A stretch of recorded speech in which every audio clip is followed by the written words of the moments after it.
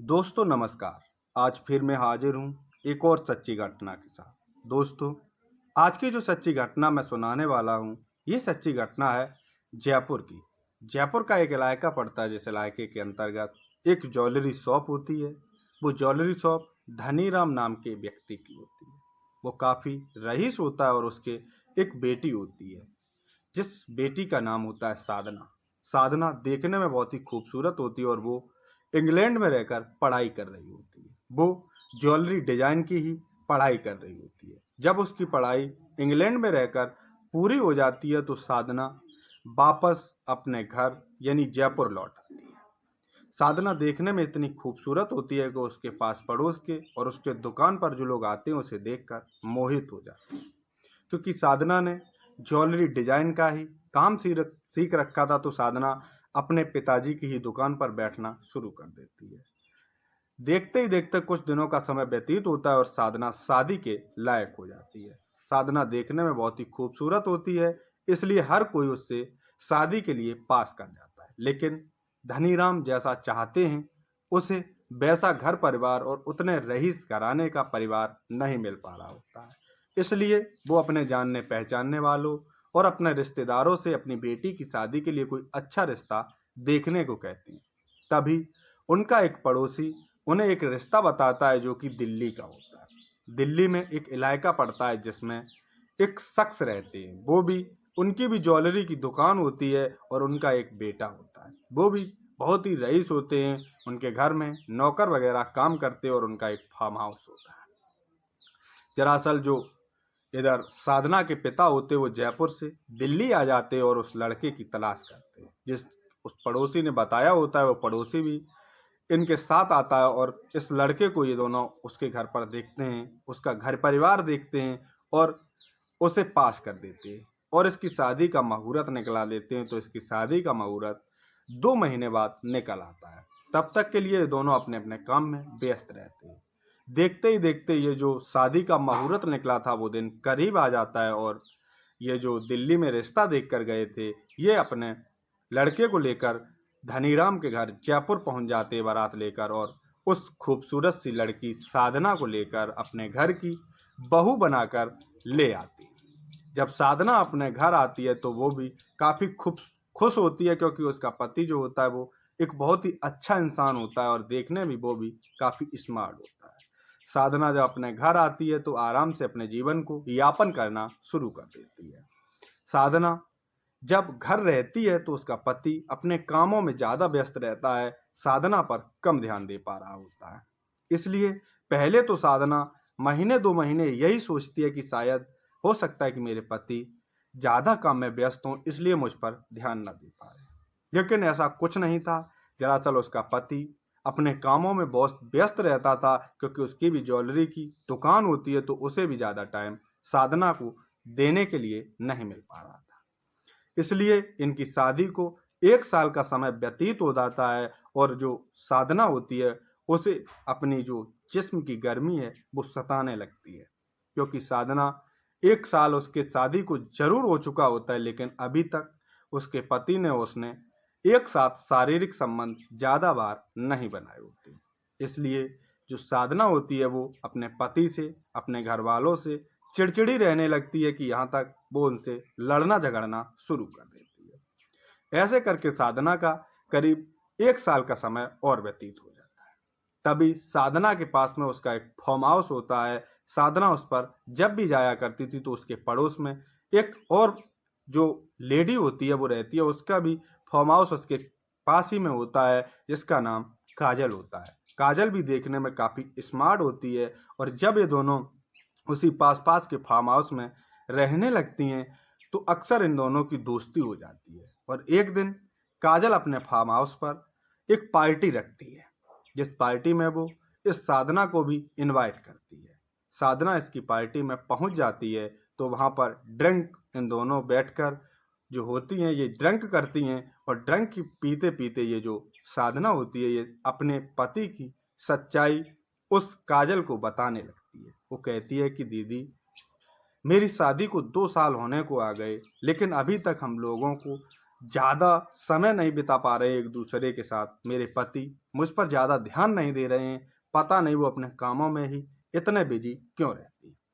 जिस पर वो काजल होती है वो हंसकर बोलती है कि साधना, तुमको पता नहीं, हम रईस लोग हैं और रईस लोगों की ज़िंदगी में पैसा तो बहुत होता है लेकिन प्यार नहीं होता। जिस पर साधना को समझा बुझाकर वापस उसके फार्म हाउस पर भेज देती है। लेकिन जब साधना होती है वो उसका वहीं फार्म हाउस पर रहना अब तो चालू हो चुका था और इसके पास में ही काजल रहा करती थी। अब इन दोनों में उठना बैठना और दोस्ती कर रही हो जाती है। इन दोनों की जो बातें होती हैं, यहाँ तक कि जो पर्सनल बातें भी होती हैं, वो भी एक दूसरे से शेयर करना शुरू कर देती हैं। तभी एक दिन ये काजल होती है, ये साधना के घर पर आती है तो साधना फिर से अपना वही दुखना रोने लगती है कि मेरा पति मुझ पर ध्यान नहीं दे रहा। जिस पर ये काजल उसे एक सजेशन देती है कि तुमको पता है, हम जो रईस हैं, हमारी ज़िंदगी में बहुत पैसे हैं लेकिन प्यार नहीं है। ये जो जिस्म की गर्मी है इसे नहीं हम लोग ख़त्म कर सकते।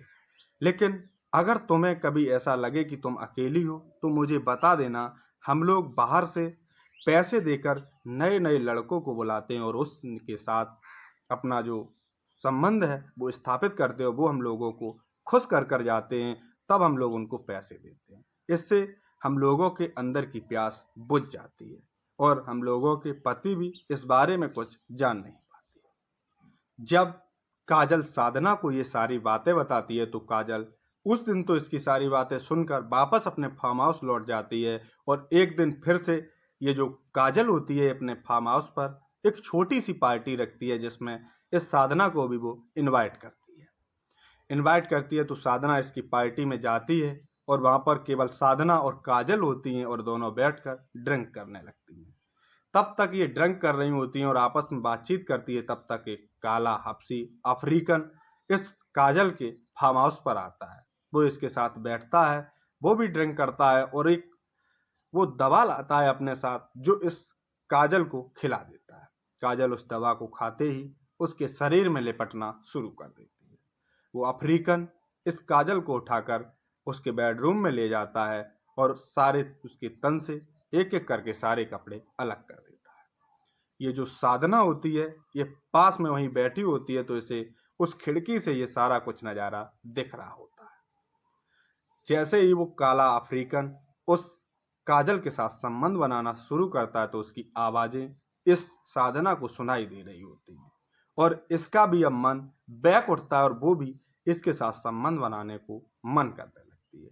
कुछ देर बाद वो भी उस रूम में चली जाती है और उस काजल से कहती है कि क्या मैं भी इसके साथ संबंध स्थापित कर सकती हूँ।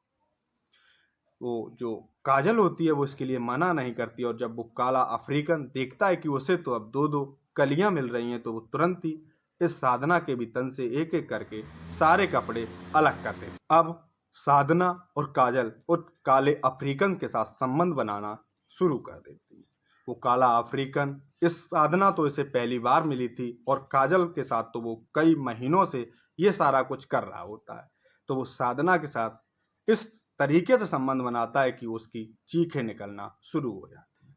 वो इसको अफ्रीकन को सहन नहीं कर पाती है और वो तुरंत बाहर निकल आती है। इधर कुछ देर बाद ये तीनों फिर से संबंध बनाते हैं और जब इन तीनों की प्यास बुझ जाती है तो वो काला अफ्रीकन इसके घर से बाहर निकलता है तो काजल उसे कुछ पैसे देती है और वो वापस चला जाता है और ये दोनों भी अपने अपने घर चली जाती हैं।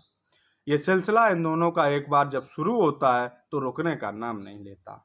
अब इन दोनों का ये जो संबंध बनाने का सिलसिला होता है ये तो आए दिन का हो चुका होता है। अब अपने फार्म हाउस से कभी काजल आ जाती है तो कभी साधना पहुंच जाती है और उस काले हबशी को बुलाकर ये दोनों उसके साथ संबंध स्थापित करना शुरू कर देती हैं।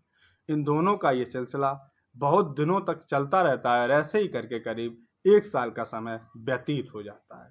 तभी एक दिन काजल इस काले हबशी की फोटो अखबार में पुलिस के साथ छपी देखती है तो वो तुरंत साधना के पास फ़ोन करती है और कहती है कि हम लोग जिस काले अफ्रीकन के साथ संबंध बनाते थे वो हमें लगता है कि पुलिस ने पकड़ लिया है, वो किन्हीं अवैध कामों में पकड़ा गया है। जैसे ही साधना को ये खबर मिलती है वो तुरंत काजल के फार्म हाउस पर पहुंच जाती है और कहती है कि दीदी अब कहीं हम लोगों की सच्चाई सामने ना आ जाए। लेकिन काजल इसको समझाती है कि हम लोगों की सच्चाई नहीं सामने आएगी, क्योंकि हम लोग तो उसे इस काम के पैसे दिया करते थे, इसलिए वो हम लोगों के नाम नहीं लेगा। और ये दोनों घबरा जाती हैं, लेकिन वो जो काला हब्शी अफ्रीकन होता है वो इन दोनों का नाम नहीं लेता है। वो अपने दूसरे कारोबार में पुलिस के हाथों चढ़ गया था, इसलिए पुलिस ने उसे दबोच लिया था। इसलिए वो इन दोनों का नाम नहीं लेता और ये दोनों घबरा जाती हैं। और उसी दिन ये दोनों उस काजल के फार्म हाउस में बैठकर कसम खाती हैं, क्योंकि इनके अब जो जिस्म की गर्मी थी वो भी खत्म हो चुकी होती है, क्योंकि ये काम इन्होंने करीब 1 साल तक किया होता है और इनके पति भी अब इनको टाइम देते हैं। तो अब ये दोनों वहीं बैठकर कसम खाती हैं कि आज के बाद हम दोनों लोग ये जो गंदा काम है ये कभी किसी के साथ नहीं करेंगे और अपने पतियों को बड़े ही प्यार से रखेंगे और उनके साथ ही हमेशा प्यार करेंगे और अपने परिवार को आगे बढ़ाएंगे। और इन दोनों का जीवन अब बड़े ही खुशहाल तरीके से कटना शुरू हो जाता है, क्योंकि इन दोनों ने ये जो गलत काम होता है ये छोड़ दिया होता है। ये अपने पतियों के साथ अब खुश रहना शुरू कर देती हैं। तो दोस्तों, आज की जो सच्ची घटना है, ये सच्ची घटना हमारे सुनाने का कोई ये उद्देश्य नहीं है कि आपके दिल को ठेस पहुँचे, लेकिन ये है कि आप सतर्क रहें, सावधान रहें। तो आज की सच्ची घटना बस यहीं तक। जय हिंद, जय भारत।